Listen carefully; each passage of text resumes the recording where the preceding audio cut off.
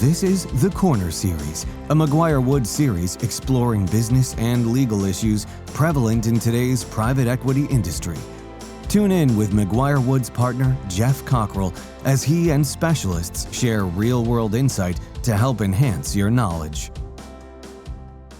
Thank you for joining another episode of The Corner Series. I'm your host, Geoff Cockrell. Here at The Corner Series, we try to bring together deal makers and thought leaders at the intersection of healthcare and private equity. Today, I'm joined by Diwakar Sinha, the founder and CEO of Polaris Healthcare Partners, which does a mix of investment banking services, but also various consulting streams. A lot of their work has been in the dental arena, but they work with other healthcare subsectors as well. Diwakar, maybe give an introduction of yourself and Polaris before we jump into some questions and discussion. Sure. Yeah. Polaris Healthcare Partners is a transaction advisory firm that has a significant presence in the dental space, but we're also in the medical space, such as dermatology, plastic surgery, and the ENT space and other healthcare subsectors. We provide consulting, and also we just launched clinical coaching in the healthcare verticals. Diwakar, maybe we'll start with getting your take on what the current state of the market is. And in particular, by market, I mean M&A market. And in particular, is there any disconnect between kind of much larger platforms versus kind of smaller provider-owned platforms in that regard? Yeah, I think coming out into 2025, we're seeing a lot of mid-sized platforms around $2 to $5 million in EBITDA going to market. That is more in the regional space versus in 2024. We saw a lot of larger platforms going to market. Some processes were successful, some processes were unsuccessful due to the market conditions with cost of capital. But 2025 looks very promising and should be a very successful year in the M&A space. So we're very optimistic about it. Let's keep focusing upmarket here at first. So ultimately, what's happening at the tip top of the market will trickle its way down. What's your take on kind of the state of the market for much larger platforms? Let's call it $200 million EBITDA. And what does that look like to you? Yeah, I think we're still going to see some level of consolidation in that space. We see bigger platforms converging in that space, continue to aggregate downstream into the regional space. But we do see one or two platforms in that market converging this year. And we see the cost of capital with their balance sheets being fairly leveraged, and coming down as far as cost of capital improving. So we're fairly, optimistic about 2025 with them, as far as one or two platforms in the dental space specifically coming out and converging in the $100 to $200 million space. Do you view that as mere kind of lateral consolidation, meaning two larger platforms combining, or do you view that as the next layer of buyer? Because the next layer of buyer always kind of begs the question of if you're talking about a cash buyer as opposed to two companies merging on a relatively non-cash basis. A true cash buyer has to have kind of a different philosophy of where they're going to take that business. Do you see kind of full cash buyers at that end, whether you're talking larger private equity funds or perhaps IPOs or perhaps large institutional investors? Who are the cash buyers up in that end of the market? I think some of the firms are exploring an IPO option in the market as going into 25 to 26. But we also see some firms doing a lateral merger in that space. We see a mix of both in that space, but I think both are going to be explored depending on the size or the strategy of the firm. I think that's right. And to me, that's kind of a gating question on everything downstream. If you're talking about much smaller regional firms that are kind of building to a certain size and then they're selling to somebody a little bit bigger, if eventually that process runs out of steam, then it will kind of stall the whole market. So I do agree that the top of the market is thawing a bit, and I view that as a necessary component of the downstream things continuing. But maybe dropping down a level. So at the intermediate size, larger platforms, do you see them opening up their acquisition pathways? That those have been somewhat stalled. What are you seeing in the intermediate level of the market? Yeah, I think kind of going from 2024 to 25, as cost of capital improves, we see a lot of M&A activity improving, and those firms are starting their acquisition process in 24, in Q4 24 to Q1 25. So we see significant improvement in those mid-sized platforms, looking to grow and positions themselves into the 2025 market, right? And then some, mid-sized platforms starting their process. So we see both ends. Some platforms that are 20 to $50 million in EBITDA, not ready to go to market in 2025, continue to go downstream and looking to acquire platforms, and some platforms that are 20 to $50 million in EBITDA, pausing their acquisition process, cleaning up their EBITDA balance sheet, and starting their sell side process probably towards Q3, Q4 in 2025 in the process of 2026. So we see both sides of that process.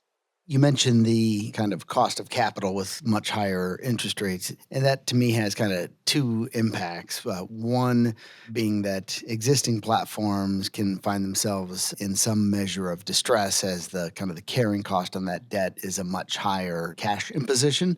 And we'll come back to that. But the other impact on that higher cost of capital has a downward pressure on purchase price multiples. And in the intermediate level of the market, some of those downward pressures on EBITDA multiples has created a real disconnect on kind of bid ask of pricing. Maybe let's take the first of those two topics. To what degree have kind of platforms at that kind of intermediate size been encountering higher levels of distress in your travels? Yeah, I think we talked a little bit about earlier in 2024. There are some transactions that went to market, and some processes, did not have a successful completion. They either paused, and they might be going to market in 2025. And so, cost of capital in general is probably 200 to, depending on the index, 200 to 400 basis points higher, depending on the cycle in 2024. So, that did put a lot of compression in these multiples, depending on the prices. And so some of these processes did not, see a successful completion based on the multiple that the parties were looking for. So, a lot of parties put a lot of failed processes across the healthcare spectrum. So some of those parties put the process in pause. So we see them coming back out in 2025 and looking to restart that process. And so they're at least one or two turns shy in 2024 based on what they're looking for, based on the cost of capital. The platforms in that range, if you're not able to expand through acquisition, it puts pressure on kind of organic growth. What has been the performance over the last, let's say, 12 or so months of kind of organic growth at that level, if growth through acquisitions has been difficult? I think there's been good focus on internal improvement, good focus on the operations in the business and same store growth. And they've been focusing on 2 to 4% top line improvement, but a significant focus on internal EBITDA improvement within the business, right? So you see cost cutting improvements within the organization as far as what operational changes they need to be making on, while maintaining top line growth of a good modest 2 to 4% growth. So we've been looking at that on these mid-sized groups, across the different verticals to maintain that. So flipping the cost of capital prism downward to the bid ask on smaller platforms, has there been a reconciliation on the kind of smaller provider owned platforms, a reconciliation of that bid ask? Clearly, the cost of capital's had downward pressure on purchase price at that part of the market, and that's been a tough pill to swallow. Have you seen sellers kind of reorienting themselves to what the actual value of their practice is? Yes, I think in 2024, there's less transactions market. In 2025, I think there's renewed energy in the space, but I also see sellers understanding that there's a new market in space and expectations. I think advisors in the market are going to sellers talking about the new market in space. You see deals structured differently in the form of rollover equity, in the form of earnouts, where the equity sits. So I think the advisors in the market are having real conversations with the sellers. I think sellers are understanding the new market space, that the multiples that were in 2021, 2022 are not there in 2025.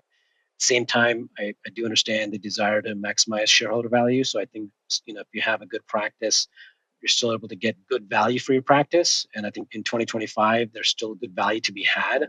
But there's still a lot of dry powder coming out of 2024. As I said earlier, in 2024, a lot of transactions were put on pause. So there's a lot of dry powder available for 2025 to execute on it.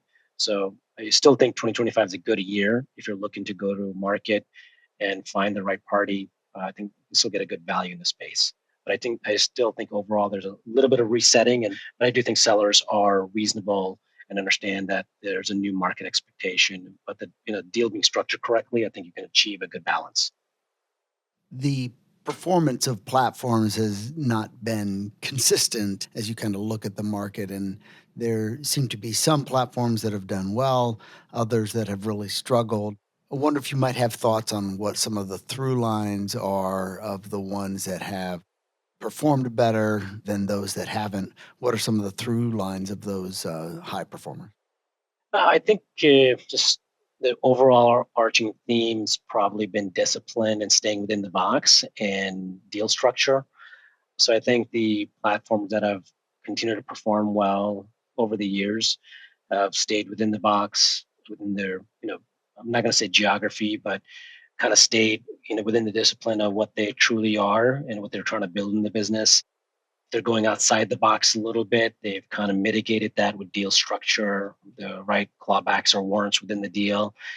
So kind of focus on those aspects of it and mitigated the deal structure. So I think, and they continue to perform well, even if they've gone outside the deal, their core box on that. So I think discipline's been the overarching theme. I think that's right. I'd probably also say finding a way to achieve the correct kind of version of provider alignment has been a through line of the ones that have really performed.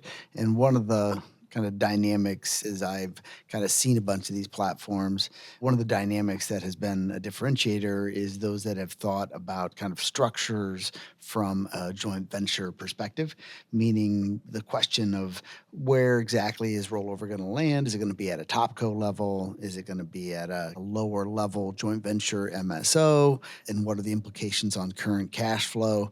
Do you agree with that assessment? And when you're advising folks on the sell side, how much do those preferences come into kind of how you're going to market? Yeah, I think looking at structuring and the alignment of providers and how many of the providers are aligned correctly within that, and making sure there's good rollover equity and things like that, I think is meaningful to deal structure.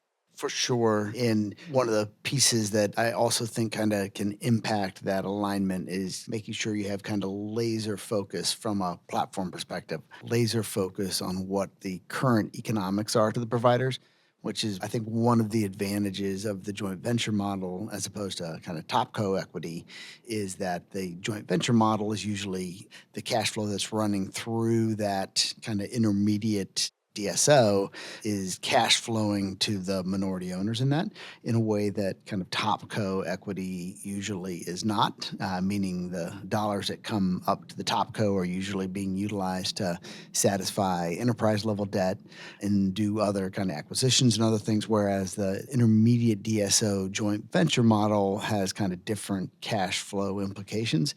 And as I look at some of the models that have had success versus those that have not, I think a laser focus on what the structural implications of current cash flow are.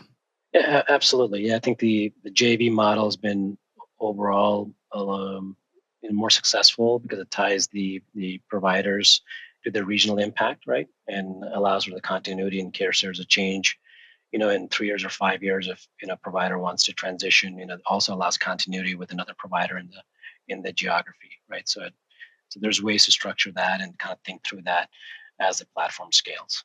Another through line to my eye of those that have had success versus not is designing the structure so that it has kind of centralized control and consistency. And what I mean by that is the easiest way to get an add-on acquisition completed is to kind of leave the target more or less the way it is Everything is easier in the deal if you're kind of leaving most of the dynamics at the local practice the same. So that makes it easy to add on acquisitions. It makes it hard to integrate.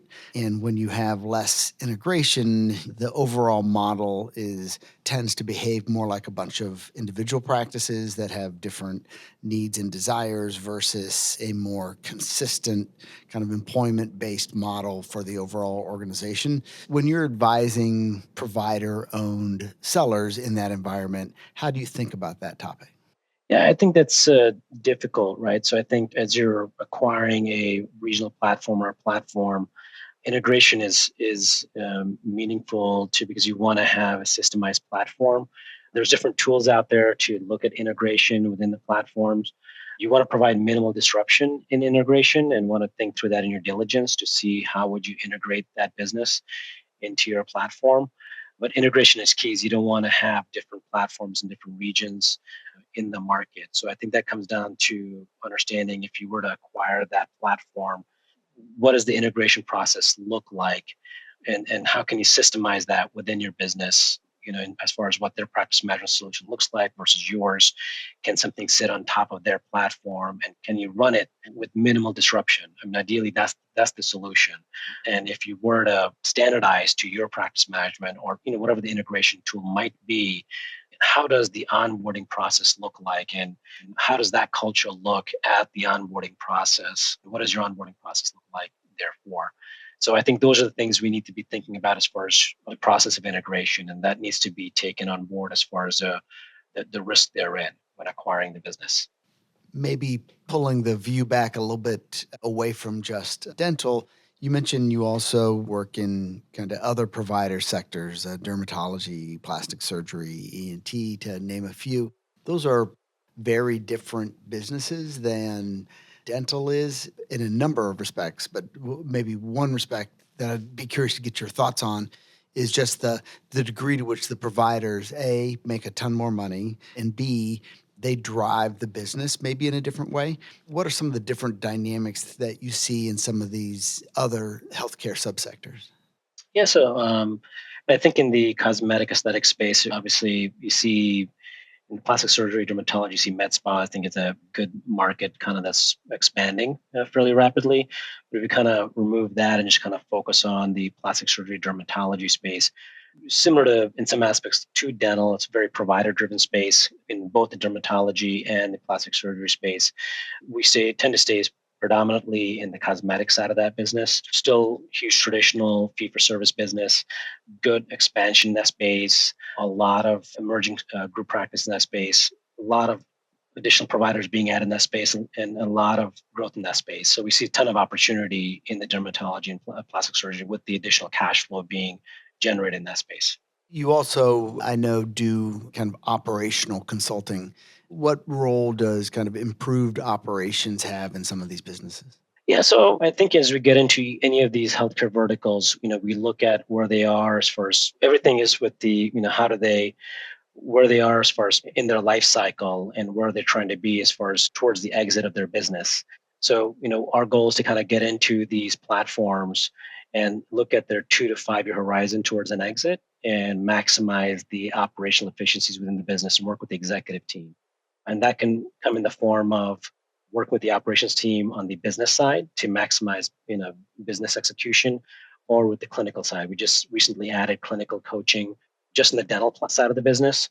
So we now have clinical coaches that work with the general and specialty and the orthodontic side of the business. And then we'll go into the other healthcare verticals. But that's to work on the operational and clinical execution, typically, 12 to 36 months before having a transactional event in the business to maximize the value of the business. And is that consulting happening in the context of a still provider owned business, or is that a kind of a tool that is in the toolbox of, say, a financial buyer once they've done an acquisition? Both. How would you describe the roles of consulting for a platform that's headed towards a sale versus one that's followed a sale? Yeah, so I think some with the financial buyer, somebody that's executed on it, they'll continue to work on the integration and continue to grow in that process. Our operational team would work to continue to work on their strategy to scale that business And then on the clinical side, our doctors would work within the business to continue to work with their associate partners or their associates in the business to continue the clinical development within the business and continue to work on their growth strategy as they continue to bring on associates within the practice and scale that business. And if they're acquiring businesses and continue to build that skill set from their associates lens or their partner lens, as far as adding specialty services or improving case acceptance from a doctor lens or improving upon operational executions from their executive team to make sure when the integration is happening or when the same store improvement needs to happen, that's actually executing based on these sponsors' execution plan. So that from the financial sponsors lens. And then on a go-to-market strategy, if we put a goalpost out there of we're 12 to 24 months from a go-to-market strategy, we'd work with the sponsor to understand, okay, what are the rocks or the financial goalposts we have that we want to hit, to meet the outcomes, and we would reverse engineer that on a quarter-to-quarter basis to get to that outcome over 12 to 24 months. Diwakar, I think we'll end it there. Really appreciate you joining. You have a ton of insight, and this has been a lot of fun. Geoff, thank you for having me, Ray. Thank you for joining us on this installment of the Corner Series. To learn more about today's discussion, please email host Geoff Cockrell at gcockrell@McGuireWoods.com. We look forward to hearing from you. This series was recorded and is being made available by McGuireWoods for informational purposes only. By accessing this series, you acknowledge that McGuireWoods makes no warranty, guarantee, or representation as to the accuracy or sufficiency of the information featured in this installment. The views, information, or opinions expressed are solely those of the individuals involved and do not necessarily reflect those of McGuireWoods. This series should not be used as a substitute for competent legal advice from a licensed professional attorney in your state and should not be construed as an offer to make or consider any investment or course of action.